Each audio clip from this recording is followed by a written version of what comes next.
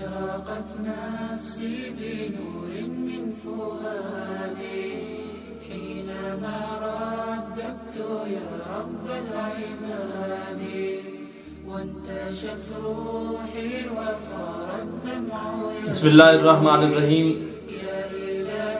آج جس حوالے سے میں آپ سے گفتگو کرنا چاہتا ہوں وہ یہ ہے کہ حضور صلی اللہ علیہ وسلم کس طرح کھانا نوش فرماتے تھے اور حضور کا طریقہ کار کیا تھا۔ ہم اپنے طریقے کو دیکھیں اور سنت رسول کو دیکھیں، رسول اللہ صلی اللہ علیہ وسلم کی زندگی مبارک کو دیکھیں کہ آپ صلی اللہ علیہ وسلم کس طرح کھانا نوش فرماتے تھے۔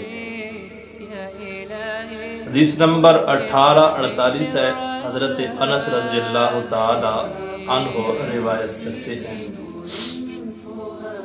حضرت انس رضی اللہ تعالیٰ عنہ روایت کرتے ہیں، فرماتے ہیں کہ رسول اللہ صلی اللہ علیہ وآلہ وسلم نے ارشاد فرمایا کہ آپ صلی اللہ علیہ وسلم نے پوری زندگی میں کبھی کھانا میز پر رکھ کر نہیں کھایا، نہیں نوش فرمایا، پوری زندگی میں۔ اور نہ ہی آپ صلی اللہ علیہ وسلم چھوٹی پلیٹوں میں کھانا نوش فرماتے، اور نہ آپ صلی اللہ علیہ وسلم کے لیے پتلی بریک چپاتی پکائی گئی۔ یہ دیکھیں، یہ تین چیزیں بڑی اہم ہیں۔ حضور صلی اللہ علیہ وسلم نے کبھی میز پر کھانا رکھ کر نہیں نوش فرمایا۔ سادگی دیکھیں اور حضور صلی اللہ علیہ وسلم کا طرز عمل دیکھیں، اور چھوٹی سی پلیٹوں میں بھی آپ صلی اللہ علیہ وسلم نے کھانا نوش نہیں فرمایا۔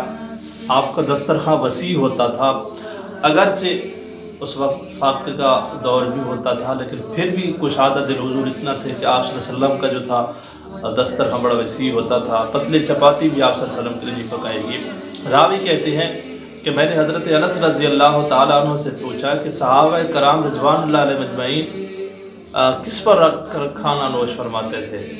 تو وہ راوی کہتے ہیں، حضرت انس رضی اللہ تعالیٰ عنہ کہتے ہیں کہ صحابہ کرام دسترخوان پہ کھانا کھاتے تھے، سنت کے طریقے پر کھانا کھاتے تھے۔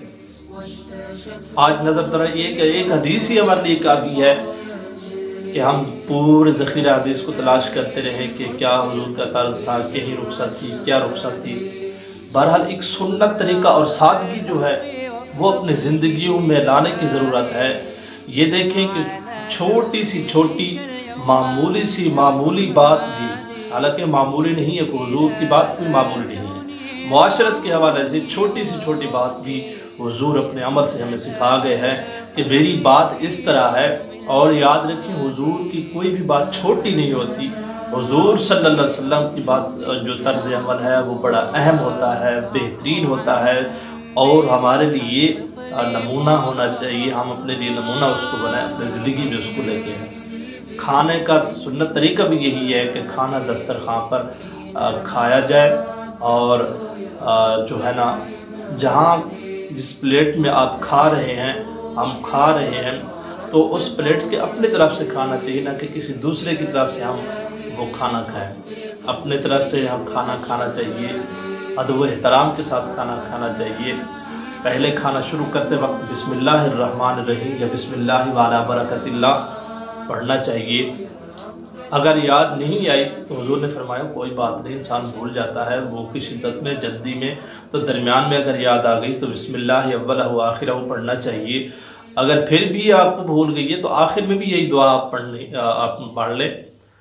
تو آخر میں کھانا کھانے کے بعد، کیونکہ اللہ نے آپ کو رزق حلال دیا ہے اور اللہ نے آپ کو کھانا کھلا دیا ہے، تو اس اللہ کا آخر میں شکر بھی ادا کرنا چاہیے کہ اللہ تو نے یہ انعام دیا، تو نے ہمیں رزق دیا، تو نے ہمیں روٹی دی، ہمیں کھانا کھلایا، اللہ تیرا شکر ہے، تیرا احسان ہے، تیرا کرم ہے۔ تو اس کا فائدہ یہ ہوتا ہے کہ حدیث کا مفہوم ہے کہ جب انسان اللہ کا شکر ادا کرتا ہے تو شکر ادا کرنے پر اللہ وہ نعمت دگنی کر دیتا ہے۔ تو یہ آپ کے سامنے میں نے حدیث ترمذی شریف سے آپ کو بتائی ہے کہ حضور کس طرح کھانا نوش فرماتے تھے۔ تو امید ہے میں بھی، آپ بھی، سب لوگوں کے لیے یہ ایک بہترین عمل ہے اور ایک سادہ سا اور بہترین سا عمل ہے کہ حضور کے عمل میں اتنی برکت ہے کہ انسان اگر اس پر عمل کرنا شروع ہو جائے حضور کے طریقے پر تو کافی ساری بیماریوں سے بھی بچا جا سکتا ہے، اور حضور کی سنت کی برکت بھی یہی ہے۔ اللہ تعالی ہم سب کو عمل کی توفیق عطا فرمائے۔ اب نیکسٹ ویڈیو میں آپ سے ملے گی ایک اور حدیث کے درس کے ساتھ۔ آمین۔